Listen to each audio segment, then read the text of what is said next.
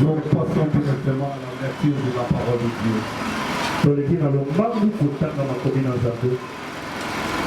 On va nous lire la Bible en Proverbes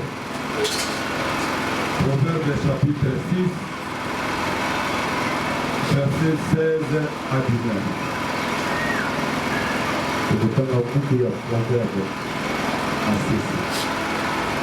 Proverbes chapitre 6, verset 16 à 19. Verset 16, c'est agréer l'Éternel. Et même ceux qui là en horaire, les yeux hautains, la langue menteuse, les mains qui répandent le sang, innocents, les cœurs qui méditent les projets iniques, les pieds qui se hâtent de courir au mal, le faux témoin qui dit des mensonges et celui qui excite des querelles entre frères. Asseyez-vous au nom de Jésus. Nous continuons toujours avec notre grand père. Dieu va façonner quelqu'un cette année. Et il va te faire un vase d'honneur dans cette année. Peut-être des années passées qui étaient inutiles. Cette année, je promets à un enfant de Dieu. Avant que l'année 2022 prenne fin, Dieu va te faire un vase d'honneur. Dieu va façonner quelqu'un. C'est lui le potier. Nous ne sommes rien que des argiles entre les mains de l'Éternel. Mais Dieu qui te fasse comme il veut. Que tu te laisses entre les mains de Dieu et l'Éternel te façonnera. Je bénis ma fille qui vient de chanter le matin des chansons de Maman Pala. Vraiment ma fille, que l'Éternel te bénisse.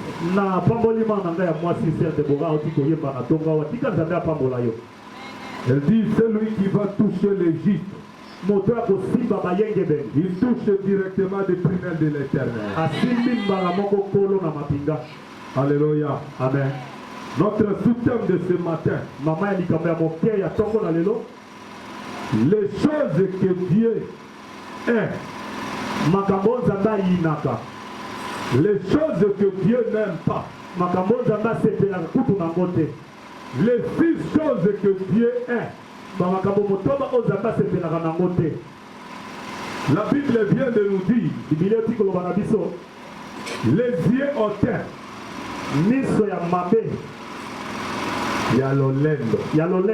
les yeux hautains, la langue menteuse, les mains qui répandent le sang innocent, le cœur qui médite des projets uniques, les pieds qui se hâtent de courir au mal, les faux témoins qui disent des mensonges, et celui qui excite des querelles entre les frères. Les 6 choses que l'Éternel est, les 6 points que Dieu est pour les enfants de Dieu. Bien-aimé dans le Seigneur, un enfant de Dieu doit se comporter selon la volonté de Dieu.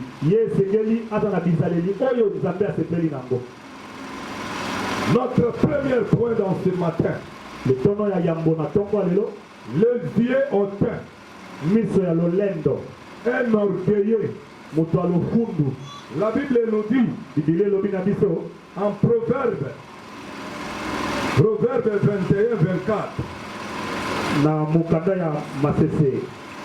La Bible dit, Bible elobi na biso l'orgueilleux, moto ya lofundu, les hautains, bato ya mabe, les orgueilleux bato ya lolendo to lofundu et les hautains pe bato basalaka mabe s'appellent de mon cœur. Et il agit avec de fureur et l'arrogance.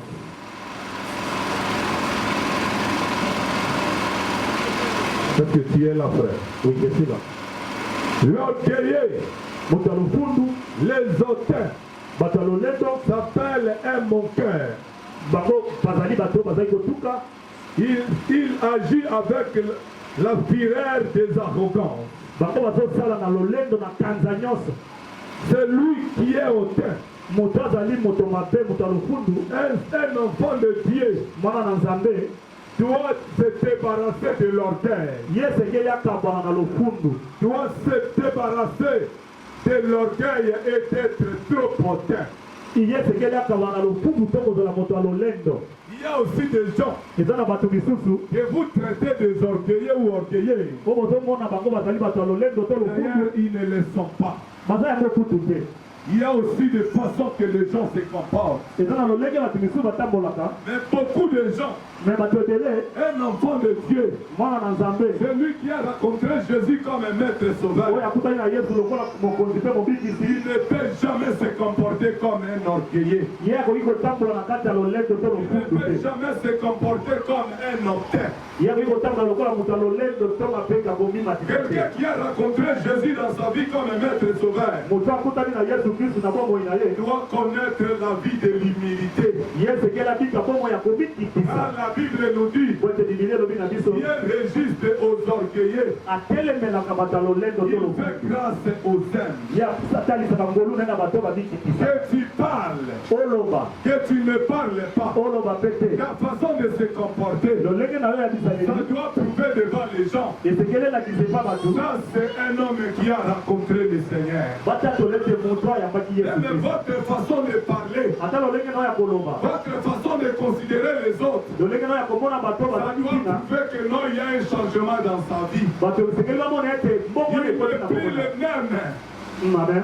Beaucoup de choses sont changées en lui.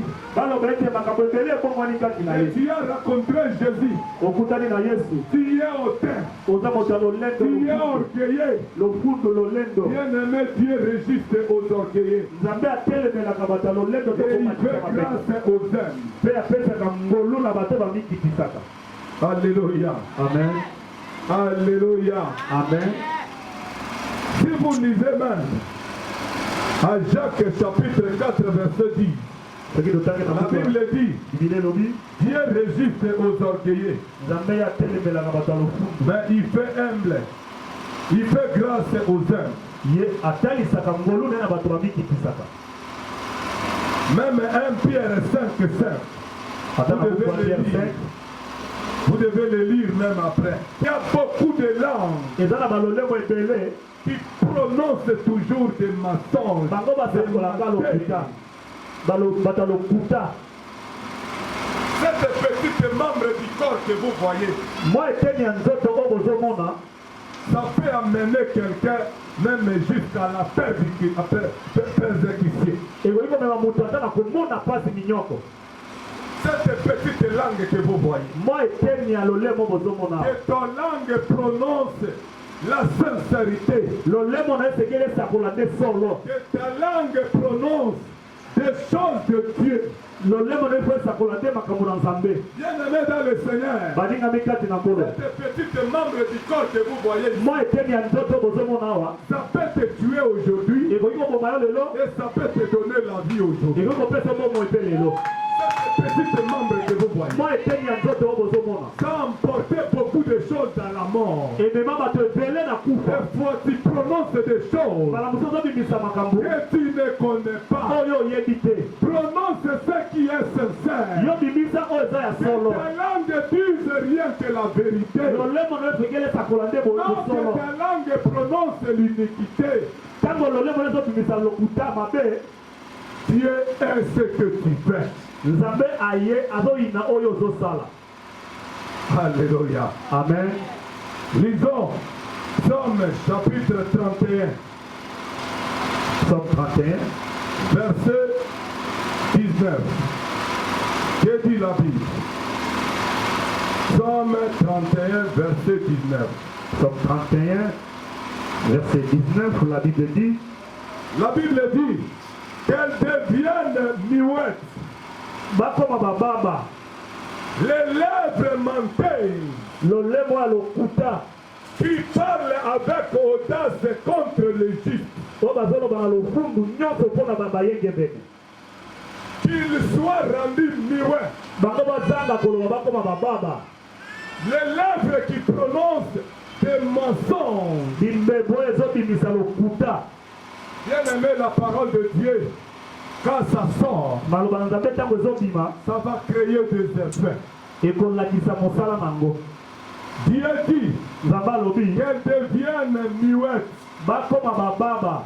Les lèvres menteuses Bimbebo ezobimisa qui lokuta. parlent avec audace contre les justes Bao bazoloba na lofundu na kanda nyonso mpona et bayengebene. avec arrogance. Na lofundu nyonso. Bien aimé dans le Seigneur, Baningami kati na nkolo. Dieu est Dieu. Nzambe atikali Nzambe.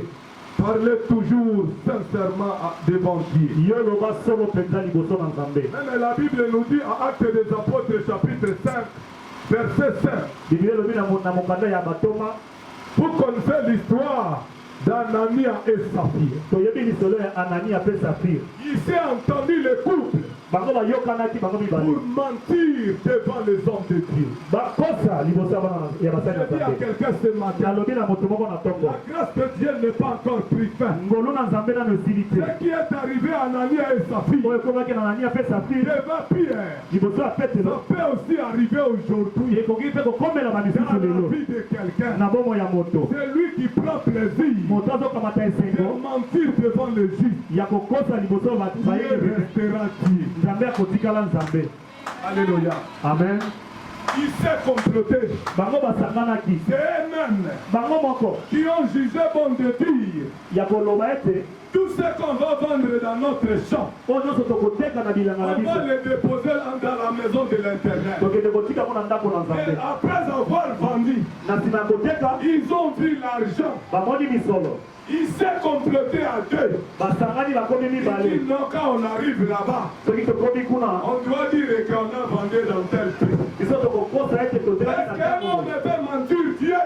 Moto okoki kokosa Nzambe, On ne trompe pas Dieu. bakosaka Nzambe On te. peut tromper les gens de ce monde. Okoki kokosa bato ya mokili, Mais Dieu, on ne le trompe kasi jamais. Nzambe okokosa yaka Sois mokete. sincère devant Dieu Zala sembo et yebele liboso devant na Nzambe. toi-même. Na yo moko Ce que tu dis, oyo est-ce ozoloba que c'est ça ce qui correspond à la volonté de Dieu? yango nde ekokani na mokano na Il y Nzambe. a beaucoup de gens, Eza na bato ebele ils font mal, bazosala mabe, vous parlez mal, kozoloba mabe, vous mentez devant les hommes. kozokosa na miso ya Ne bato, fais pas plaisir aux hommes. kosepelisa bato Cherchez à te, faire plaisir à Dieu. yo sepelisa Nzambe. Ce qui fait mal pour nous les gens de ce Oyo monde. kozala mabe mpo na biso bato ya Parce mokili. qu'Amos, il me donne ceci, cela. Oyo Amos apesaka kabela Je na ne ngai, peux jamais contredire Amos si c'est nakoki kotelemela Amos te. même s'il est voleur, Ata aza moyibi, même s'il est kipi, ata moto même akimi s'il solo, est impudique, ata aza on doit ndumba, toujours l'applaudir. oyo Parce que tokopetelela bo. j'ai de quel intérêt. Nini yo wana Bien aimé, l'intérêt que je te parle, mokili que wana tu azolekisa yo, cesses sur la terre, oyo ya mokili périssera. ekosila. Mais cherchez l'intérêt céleste, Yo loka qui ne mokili epai ya Nzambe, périssera jamais. oyo ekosilaka ata mokili te. Alléluia. Amen. Alléluia. Amen. Ne fais pas plaisir aux hommes. Ne fais pas plaisir à quelqu'un de ce Kosepelisa monde. bato ya mokili te. Ne cherchez à faire plaisir à Yo Dieu. luka kosepelisa Le Nzambe, monde passera. mokili ekoleka. Et la parole de Dieu ne passera liloba jamais. na Nzambe ekoleka ata moke te. Le monde passera. Mokili ekoleka. Le monde passera avec tous ses actes. Mokili ekoleka na misala na yango Mais la nyonso. parole, Kasi maloba, la vérité, bosolo restera la vérité. ekotikalaka solo. Ne cherchez pas à faire plaire aux gens. yoko lukato sepelisa bato Mais cherchez à plaire à Dieu. lukande sepelisa nzambe Le monde peut te donner ce qu'il peut te donner aujourd'hui. mokili bakoki kokabela oyo nyonso Mais la bakopesa yo récompense de Dieu lifuti oyo ya est nzambe plus puissant par rapport aux récompenses des gens. eleki ya motuya na nguya koleka ya bato ya mokili. Alléluia. Amen. Anani et Saphira, Anania mpe Safira il s'est arrangé bango bayokanaki pour mentir l'homme de Dieu. po bakosa mosali na nzambe. Pierre lui a dit seulement, Pierre alobaki na ye kaka est-ce que c'est ça ce que tu as vendu? oyo kaka nde oteki Il dit oui Seigneur. alobi iyo kolo Seigneur, que ta miséricorde demeure à jamais à ton peuple de Dieu. mawa na yo ewumela likolo ya libota na yo Parce que si soki ete le temps de Pierre na ntango ya petelo peut descendre maintenant, elingaki ezala kati na on va esika commencer à placer beaucoup de corps devant la tente de l'air. kolinga tokanda kolekisa bibembe awa liboso awa Parce que beaucoup de gens po ete bato ebele pour se déplacer pour dire le maçon. yo ozokuta transport kende kokosa Et le mosika mari est venu. oye Il a dit le maçon. akosi Et te on invite le tour de la femme. babengi mpe mwasi Et quand la femme arrive, mwasi mpe akomi elle répète les mêmes choses que son mari. ye mpe abandeli lokuta oyo komala na yo Ton bien, bolamu na yo ton argent misolo na yo vous a amené à la mort. mosolo na yo Ce ememi yo na kufa n'était même pas les chants de Pierre. ezalaki kuta te elanga ya Ce Pierre te n'était même pas des choses de l'église. ezalaki ate ya etonga te C'est son bien privé. ezalaki nde Et biloko na ye comme il moko a promis à Dieu, lokola ye alangaki il nzambe n'a pas respecté ce qui est sorti dans sa bouche. atosaki te oyo adimisaki na monoko J'ai na dit ye à un enfant de Dieu, alobi na mwana na nzambe moko le vœu que tu as fait, ndai oyo olapaki ne tarde pas de l'accomplir. yo kowumela te na Si kokokisa yango tu ne l'accomplis pas, soko ozokokisa yango te toi-même tu subiras ce qui va arriver à moi. yo moko okozwa mbano na yo Alléluia. amen C'est son choix privé. kaka elanga na ye ye moko Et ça lui a amené à la mort. ememi ye na kufa Parce qu'il a menti. po ete ye akosaki Alléluia. amen Alléluia. amen Dieu est vivant. nzambe aza na bomoi Troisième point. motono ya misato Les mains qui répondent, maboko oyo le sang innocent. oyo esimbaka makila ya bayengebele Les mains qui répondent, maboko oyo esopaka makila le sang innocent. ya makila ya bato oyo bayebi eloko te Bien aimé, je dis à quelqu'un ce matin, nalobi na moto moko na ntongo il a dit à Abraham, nzambe alobi na abraham je bénirai celui qui te bénira. nakopambola oyo nyonso akopambola yo Je maudirai celui qui te maudira. nakolakela mabe mutu oyo nyonso akolakela yo La mabe personne que tu veux toucher, moto olingi osimba s'il est juste, soki ali sembo je te le dis ce matin. nalobi no na ntongo ya lelo Je dis à un enfant de Dieu ce matin, nalobi na mwana nzambe moko na ntongo ne soyez pas là, kozala wana te là où on prépare des morts esika bazobongisa pour kufa les innocents. mpona bato oyo bayebi na bango Le likambo sang te d'Abel makila ya bele doit crier. ekangaki Alléluia. amen Le sang d'Abel makila ya abel doit crier. ekokanga Quand Caïn a fait des choses, ndenge kaya asalaki makambo personne n'était pas là. moto azalaki kuna te Mais on a vu, parce omonaki que celui qui a créé celui que tu penses, oyo okelaki to osali tosala azomona yo il connaît tout. ayebi nyonso Ne touchez pas les innocents. kosimba te moto ayebi likambo te ali sembo Alléluia. amen Même les gens qui font les avortements, ata bato basopaka bazemi l'enfant d'autrui, mwana ya moto qui n'a pas demandé même de venir sur la terre. asengi ata nzela kutu te na mokili Mais toi, tu as prémédité pour qu'il soit là. yo kani azala wana ondimi yango Toi, tu les avortes. yo moko obimisi yo Tu fais avortement. obimisi zemi Je te le dis, toi qui as posé des actes pareils. nalobi na yo moto osalaki likambo wana Cherchez la face de l'éternel. luka elongi na nkolo Parce que tu as répandu le sang d'un innocent. po ete ye ozopi makila ya moto ayebi eloko te Un innocent, c'est qui? moto ayebi eloko te C'est aza celui qui ne connaît rien. oyo asali eloko te mpe C'est ayebi celui likambo que tu te as offensé. oyo otukaki Tu as répandu le sang d'un innocent. ozopi makila ya moto oyo ayebi eloko Si tu te ne te répands pas, soki otubeli tu te payeras. okofuta yango Alléluia. amen Alléluia. amen Parce que beaucoup de gens, bato ebele ils voient, non, nous sommes dans les bancs. Quand il pose des actes de faire les avortements. Si tu es innocent, quelqu'un qui ne connaît rien, et toi tu prémédites de lui faire du mal. C'est ça là que Dieu t'a donné. Que tu as coulé injustement. Si tu ne prends pas la précipitation de se repentir, de prier pour toi, tu payeras. Et ça la crie comme le sang d'Abel. Alléluia. Amen. Parce que beaucoup de nos enfants, ils prennent la légèreté des choses que vous faites. Je te l'ai dit ce matin. Si tu as commis des actes pareils, n'hésitez pas de chercher les hommes de Dieu. N'ayez pas la honte. La honte que tu auras aujourd'hui peut emporter ta vie. Mais ce qui te concerne, viens on prie pour toi. Alléluia. Amen. Viens, on prie pour toi. Tu as coulé le sang injustement. Tu as tué Abel à cause de jalousie. Je dis à un enfant de Dieu, Dieu est la jalousie. Dieu est les gens qui touchent les innocents. Celui qui touche les innocents touche les yeux de Dieu directement. Alléluia. Amen. Alléluia. Amen. Les gens ne vous plus encore accepter.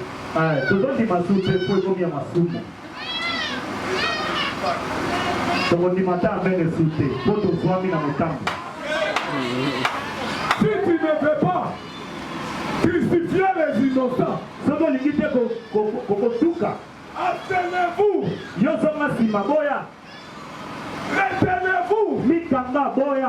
Craignez. Respectez le principe de Dieu. Je ne ferai jamais ça. Jusqu'à ce que je verrai ça.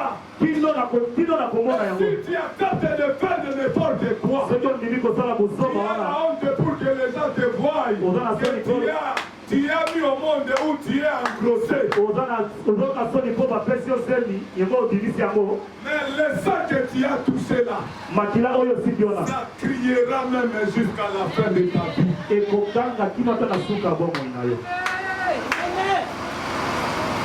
Ce que tu vois, c'est léger. Ce que tu vois, c'est rien. J'ai dit à un enfant de Dieu, ne prenez pas le temps de rentrer ce matin. La parole que Dieu vous a envoyée ce matin, répands-toi.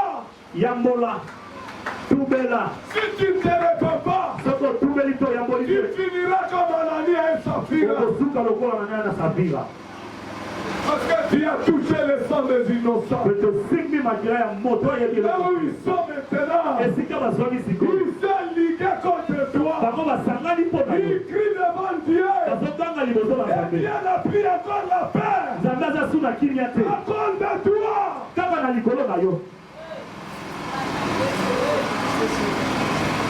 Oh Dieu. Combien de gens ils ont des millions dans leur vie. Ils ont beaucoup d'argent. Mais ils cherchent l'enfant. Mais toi, Dieu t'a donné un enfant. Regardez ce que tu as fait. Dieu te voit plus que les gens. Si Dieu t'a envoyé cette parole ce matin pour arranger ta vie, n'entendez pas que sois béni. Que te fera la bénédiction au moment que toi tu vis dans ton foyer. La Bible nous dit, cherchez premièrement le royaume de Dieu. Et le reste sera donné par après. Si tu sais, tu es un jeune homme, tu as une femme, tu as répandu le sang innocent. Il n'y a pas la honte. La honte que tu as aujourd'hui. Demain, tu auras la honte plus que ce que tu as aujourd'hui. Parce que les gens à l'église aiment. C'est pourquoi je suis même haï dans cette église. Parce qu'à l'église, les gens n'aiment pas les serviteurs qui disent la vérité.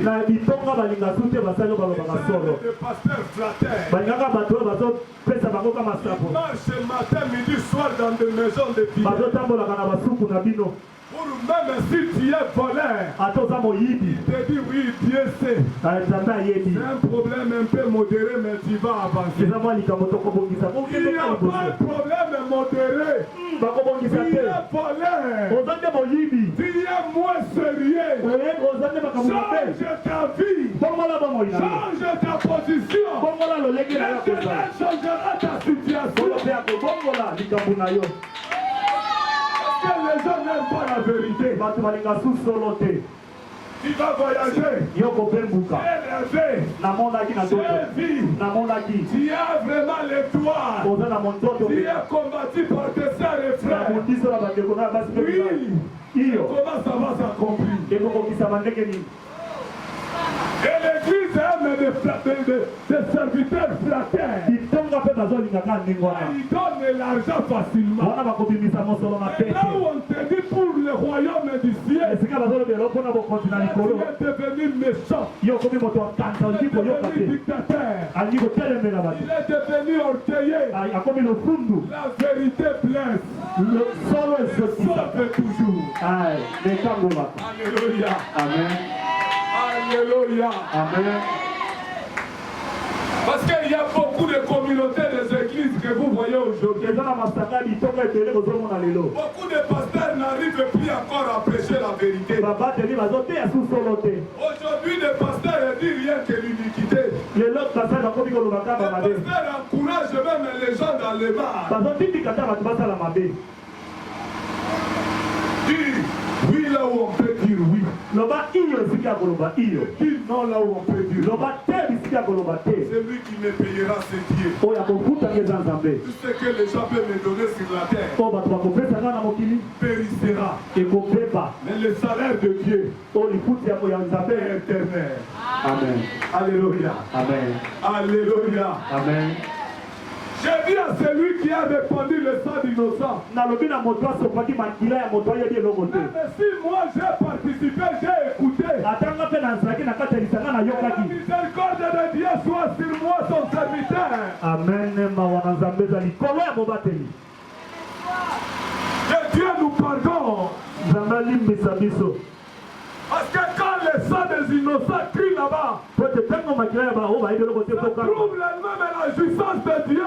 À cause d'un individu, répands-toi ce matin. N'ayez pas courage de rentrer. Aujourd'hui, si tu n'arranges pas, moi j'ai fait mon travail. Le reste c'est toi. Alléluia. Amen. Restez calme. Au lieu d'attirer la malédiction, ce que l'homme va semer, il moissonnera. Alléluia. Amen. Si tu sèmes paix, tu moissonneras aussi paix. Mais si tu sèmes beaucoup, tu moissonneras aussi beaucoup. Moi, pour donner, je regarde et je laisse la place à chacun selon la façon dont tu prends ton Dieu. Parce que si tu te regardes aujourd'hui, regardez les années passées, comment tu étais, comment tu es aujourd'hui. Il faut réaliser que non. La présence de Dieu est sur moi. Il a changé mon histoire. Il a changé ma vie. Ce qui me faisait pleurer hier, aujourd'hui, je le vois comme quelque chose qui est devenu inutile. Alléluia. Amen. Alléluia. Amen. Jésus est vivant. Yesu aza na bomoi. Le cœur qui médite. Motema oyo etalaka makambo. Quatrième point des projets uniques. Bamakambo ya mabe. Si vous regardez, vous lisez vous-même en Genèse 37 et 11. La Genèse 37, 11. Même jusqu'à 36. On n'a pas besoin de lire, frère. Amen. Les frères de Joseph méditaient de le tuer. Ton cœur ne médite jamais le mal pour un innocent. Si quelqu'un te fait du mal, ne médite pas le mal au mal. Peut-être le mal qu'on médite pour toi, pour te faire aussi du bien. Peut-être si Joseph pour rester chez son père Jacob, il ne pouvait pas être sauveur de l'humanité comme il était en Égypte. Alléluia. Amen. Alléluia. Amen. La femme de Potiphar méditait de mauvaises choses contre un juste. Méditez pas de mauvaises choses contre les justes. Dieu veille sur les justes. David a dit, j'étais jeune, j'ai veillé, je n'ai jamais vu un juste abandonné. Tu es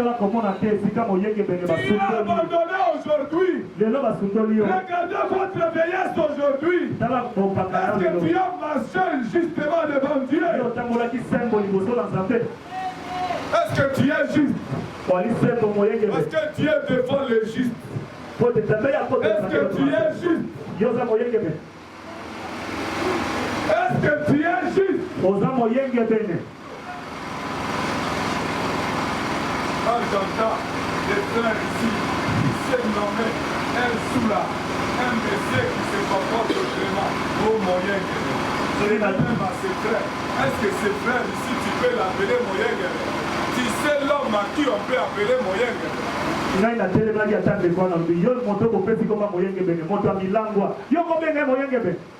Un moyen guerre c'est qui? C'est un irréprochable. C'est un juste. C'est lui qu'on peut appeler moyen guerre. Oh yes. Amen. Mais il ne faut même pas encore le faire. Amen. Là, tu encourages quelqu'un dans le mal. Amen. Désormais. Quelqu'un qui fait mal. Et toi, tu lui appelles moyen guerre. Au lieu de lui appeler pécheur, toi, tu lui appelles moyen guerre. Il va changer. Il voit ce qu'il fait. C'est pourquoi vous lui applaudissez. Il est surnommé moyen guerre. C'est ça le savoir.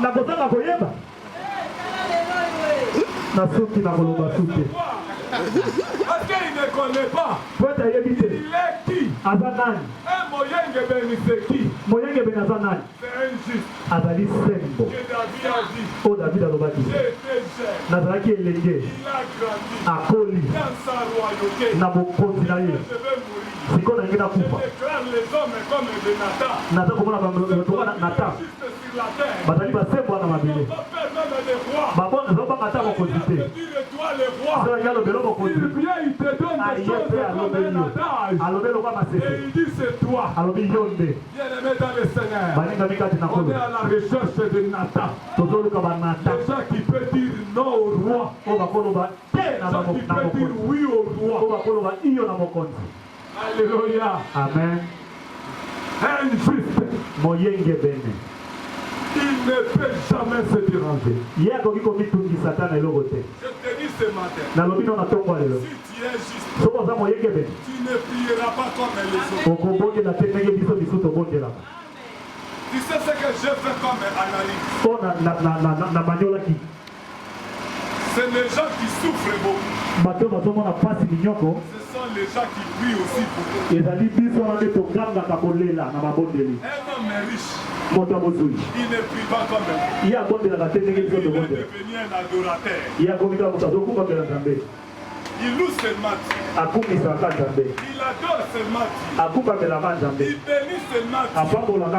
Mais toi es malheureux. Le sambo depuis au d'abord, on y a l'examen de conscience et il y a vu.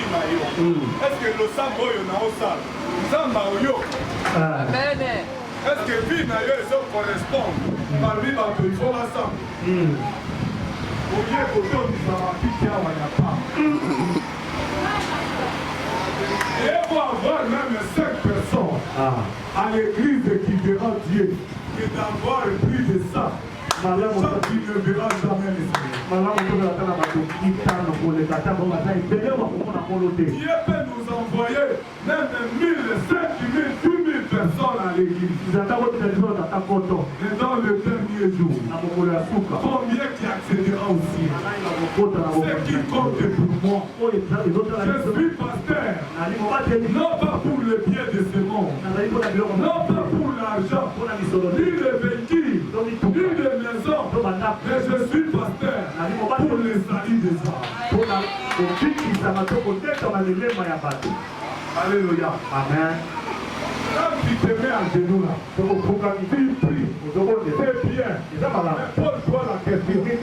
Après avoir pleuré, après avoir jeûné, est-ce que tu as écouté ma prière? Depuis que je mène, est-ce que ça peut vraiment apporter quelque chose dans ma prière?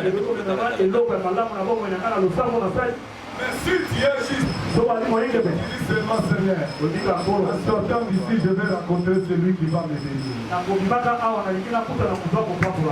tu arrives même dans les arrêts, tu as préparé celui qui va te récupérer pour t'amener dans la destination.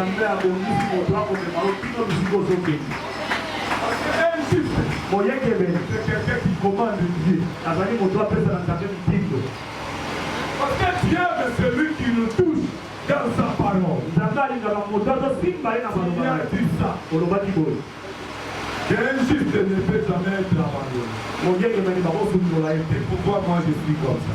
C'est ce qui peut confondre les pensées des gens. Je crois que je suis juste. Alléluia. Amen. En passant c'est ça.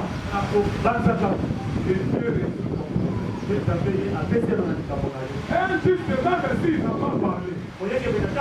Rien que ses pensées. Dieu exauce ça. Alléluia. Amen. Alléluia. Amen. Est-ce que trouverai-je des justes sur la terre? Est-ce que Dieu peut déclarer quelqu'un comme il a déclaré Job devant Satan? Est-ce que Dieu peut déclarer ses serviteurs aujourd'hui comme il a déclaré Job? As-tu vu mon serviteur? Il n'y a pas un homme sur la terre comme lui.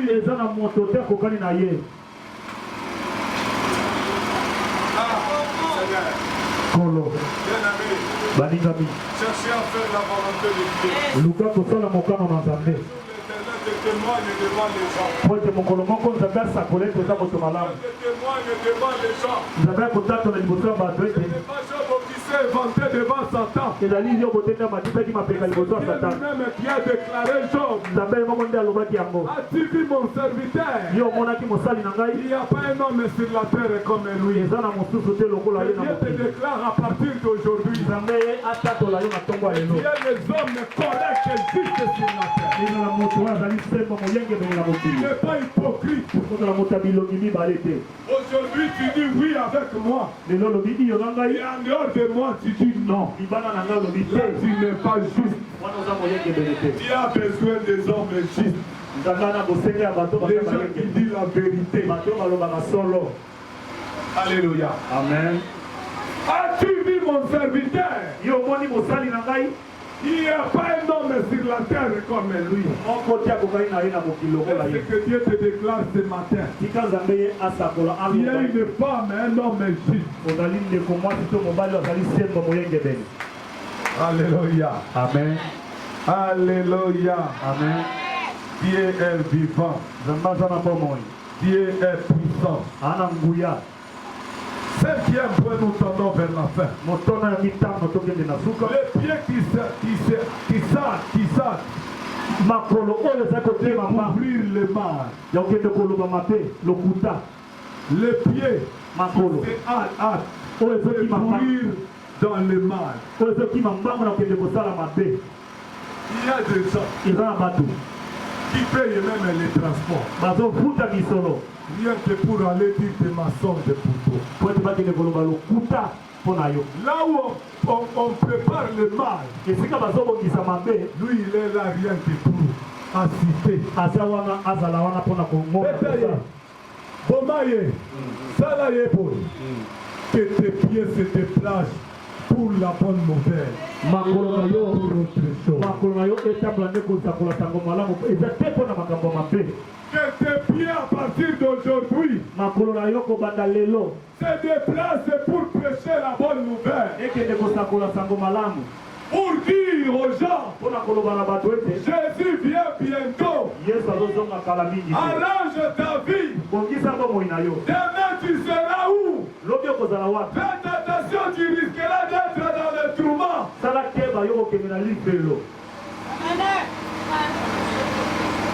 N'allez pas confronter les gens. N'allez pas faire plaire aux gens. S'il y a quelqu'un que tu veux ou tu ne veux pas, la façon dont tu te conduis sur la terre, tu te déplaces, tu vivras la gloire de Dieu. Oh non, tu vois, il y a ceci, il y a cela. Parce que tu es, non, ne dérogez pas les gens. Que tes pieds ne se déplacent pas dans les mares. Si tu entends qu'on t'appelle, là où on t'appelle, c'est pour se comploter ou pour faire du mal. N'allez même pas. Il y a aussi des péchés à écouter. Mais si tu fais la volonté de Dieu, tu vivras la gloire de Dieu. Tu sais, dans cet appel qu'on m'appelle ici, c'est pour mentir et pour mon frère et sœur. Si tu ne parles pas, tu n'as pas péché. Même si c'est ton père ou ta mère, le royaume de cieux, tu n'es pas contre. Parce que moi je suis pasteur. Je vais plaider pour la cause de mon épouse ou mes enfants. Chacun de nous répondra selon ses actes. Si tu es maman pasteur problématique, toi-même tu payeras. Si tu es l'enfant du pasteur problématique, tu payeras. Alléluia. Amen. Les gens peuvent dire ce qu'ils peuvent dire.